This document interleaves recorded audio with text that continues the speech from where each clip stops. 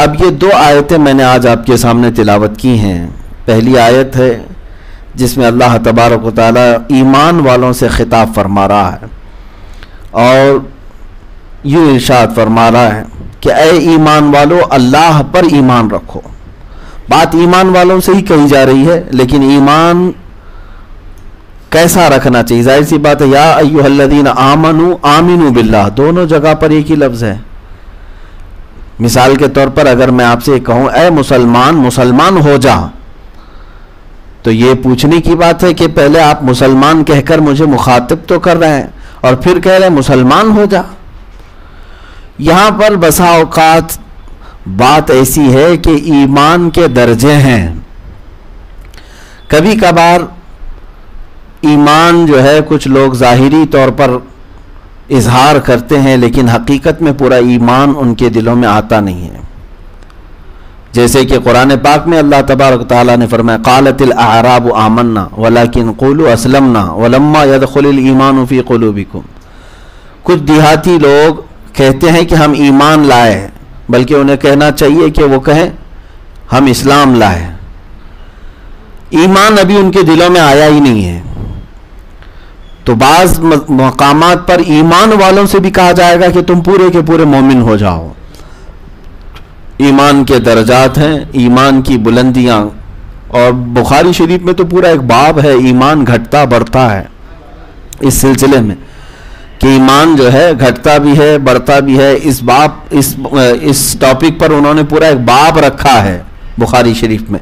अब इस आयत के शान नुज़ूल में यह फरमाया गया कि हज़रत अब्दुल्लाह इब्न अब्बास रज़ी अल्लाह तआला अन्हुमा ने फरमाया ये आयत जो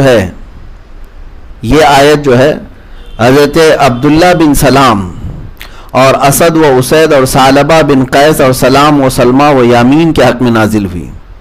ये कौन लोग थे? यहाँ पर चंद लोगों का जिक्र आया। अब्दुल्लाह बिन सलाम यहूदी आलिम थे। इसी तरह से असद और उसैद और सालबा बिन कैस और सलाम व सलमा व यामीन, ये वो नाम हैं जो अहले किताब के मोमिनीन थे। यहाँ से एक बात आपको मैं लेकर के चलना चाहता हूँ, आपके इल्म में ये बात आए कि मोमिन जो है ईमान वाले हैं, पहले भी थे। यहूदियों में भी मोमिन थे, ईसाइयों में भी मोमिन थे। जब तक वो अपने रसूलों की तालीमात से नहीं हटे थे तब तक उनको मोमिन ही कहा जाता है, उनको मोमिन ही कहा जाता है।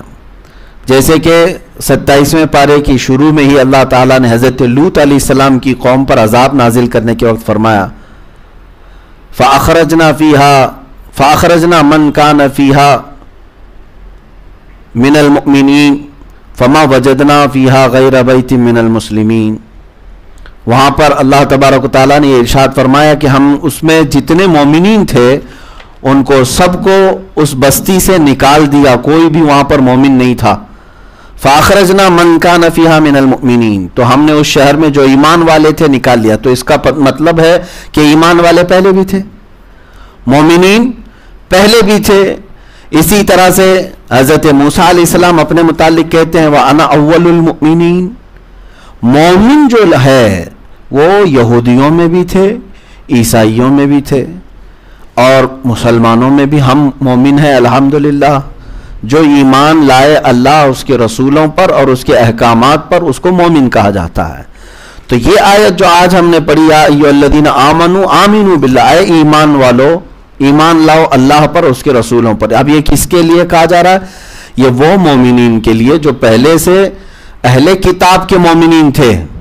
अब्दुल्लाह बिन सलाम ये यहूदी तो थे, लेकिन ईमान वाले यहूदियों में से, बिगड़े हुए यहूदी नहीं, जो अल्लाह को एक मानते थे, उसका कोई शरीक नहीं।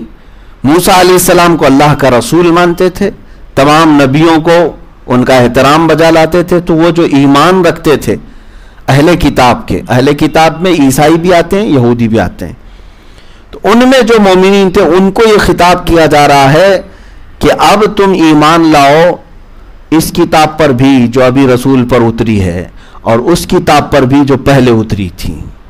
अब बात समझ में आ गई होगी। अब ये खिताब उन लोगों से किया जा रहा है, ईसाइयों और यहूदियों से, कि तुम पहले तो ईमान लाए थे अपने नबियों पर, रसूलों पर, तौरात, इंजील और ज़बूर पर, लेकिन अब तुम्हारे लिए हुक्म यह है कि अब ईमान लाओ अल्लाह और उसके रसूल मोहम्मद सल्लल्लाहु अलैहि वसल्लम पर, और ये जो किताब हुजूर पर उतारी गई इस पर ईमान लाओ। अब इस आयत को फिर से मैं पढ़ता हूं तो अब समझ में आ जाएगी बात। या अय्युहल्लज़ीना आमनू आमिनू बिल्लाह, ऐ ईमान वालो ईमान रखो अल्लाह और अल्लाह के रसूल पर, और उस किताब पर जो अपने उन रसूल पर उतारी और उस किताब पर जो पहले उतारी, दोनों पर ईमान लाना अब उनके लिए क्या हो गया, जरूरी हो गया। अब अगर कोई कहता है कि नहीं हम पहले नबियों को मानते हैं और पहली किताबों को मानते हैं, तो अब उसका मानना काबिल कबूल नहीं होगा। आई नई हुकूमत सिक्का नया चलेगा, आलम में रंग बदला सुबह शबे बिलाद। रसूल पाक सल्लल्लाहु ताला अलैहि वसल्लम के बाद अगर कोई शरीयत रहेगी तो वो सिर्फ मुस्तफ़ा की शरीयत होगी। इस्लाम हुजूर पाक सल्लल्लाहु ताला अलैहि वसल्लम के ऊपर जो नाजिल हुआ कुरान, यही अहकामात अब सुबह क़यामत तक चलेंगे। यहाँ पर एक रिवायत मैं बताता हूँ आपको। बाज़ औक़ात हम दूसरों की किताबों को भी कोट करते हैं, मुक़द्दस किताबों को भी हम कोट करते हैं कि उनमें ये इबारतें आई हुई हैं, लेकिन सिर्फ़ और सिर्फ जहन की तकरीब के लिए और उस पर जो अंधा यकीन करते हैं उनके लिए हम ये कोट करते हैं। बाकी हमारा कोई ऐसा मकसद नहीं होता कि कुरान के अलावा भी हम किसी किताब की तरफ नज़र करें, ज़रूरत ही नहीं है। कुरान पूरा दस्तूर, मुकम्मल दस्तूर है। अल्लाह ताला ने इसमें सारी चीज़ें उतार दी और फरमाया कि कोई खुश्की और तरी ऐसी नहीं है जो इसमें बयान न की गई हो, सब कुछ आ गया है। मैं एक चीज़ अर्ज़ कर रहा हूँ, रसूल पाक सल्लल्लाहु ताला अलैहि वसल्लम तशरीफ़ फरमा थे। उस वक्त हज़रत उमर फ़ारूक रज़ियल्लाहु ताला अन्हु के हाथ में एक किताब थी और आप पढ़े जा रहे थे। हज़रत अबू बकर सिद्दीक भी उस मजलिस में थे। अब हज़रत उमर जो पढ़ रहे थे वो कौन सी किताब पढ़ रहे थे? तौरात पढ़ रहे थे। रसूल पाक सल्लल्लाहु ताला अलैहि वसल्लम का चेहरा सुर्ख हो रहा था। हुजूर पाक सल्लल्लाहु ताला अलैहि वसल्लम के चेहरे पर नाराजगी की अलामतें दिखाई दे रही थी साफ। तो हजरत उमर और पढ़े जा रहे थे। हजरत अबू बकर सिद्दीक रज़ियल्लाहु ताला अन्हु ने उनको रोक दिया है, उमर देखते नहीं अल्लाह के नबी सल्लल्लाहु ताला अलैहि वसल्लम गजबनाक हैं। हजरत उमर ने कहा मैं तो अल्लाह की किताब पढ़ रहा हूं, तौरात पढ़ रहा हूं, अल्लाह की किताब है ना। तो रसूल पाक सल्लल्लाहु ताला अलैहि वसल्लम ने क्या इरशाद फरमाया, ऐ उमर जिस पर यह किताब उतरी है तौरात, अगर आज वो भी होते तो सिवाय कुरान के और कुछ ना पढ़ते। कौन? मूसा अलैहिस्सलाम, जिन पर ये तौरात उतरी है ना किताब, तुम अल्लाह की किताब कहकर पढ़ रहे हो, अगर वो रसूल भी आज होते मूसा अलैहिस्सलाम, तो सिवाय उनको मेरी शरीयत की पैरवी के और कोई चारा ना होता। अब आप इससे अंदाजा लगाएं कि सारी चीजें कुरान के आने के बाद मनसूख कर दी गई। अब उनके अहकामात नहीं चलेंगे, बल्कि जो अहकाम चलेंगे वो कुरान अजीम के अहकाम होंगे। हर जमाने में अहकाम बदलते रहते थे, लेकिन अब कुरान ही के अहकाम चलेंगे। अब यहां से मैं आपको बताता हूं, 3 चीजों का जिक्र आया है। अल्लाह पर ईमान लाओ, उसके रसूल पर और किताब पर। पहली किताबों पर भी हमें ईमान रखना है कि वह अल्लाह की किताबें हैं, लेकिन उसका मैटर क्या था वो जाया हो गया।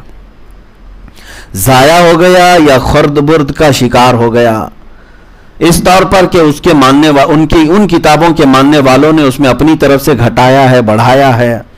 तो ओरिजिनल शक्ल में आज न तौरात मिल पाती है, न ज़बूर, न इंजील। मेरे पास खुद ये सारी किताबें मौजूद हैं। बाइबल को अगर मैं मिला करके देखूं तो कई नुस्खे उसके मार्केट में मिलते हैं, हर एक में अलग अलग इबारतें मौजूद हैं। तौरात की भी इसी तरह है, ज़बूर की भी इसी तरह है। ओल्ड टेस्टामेंट, न्यू टेस्टामेंट नाम से भी किताबें मिलती हैं इंग्लिश में, आप देखेंगे।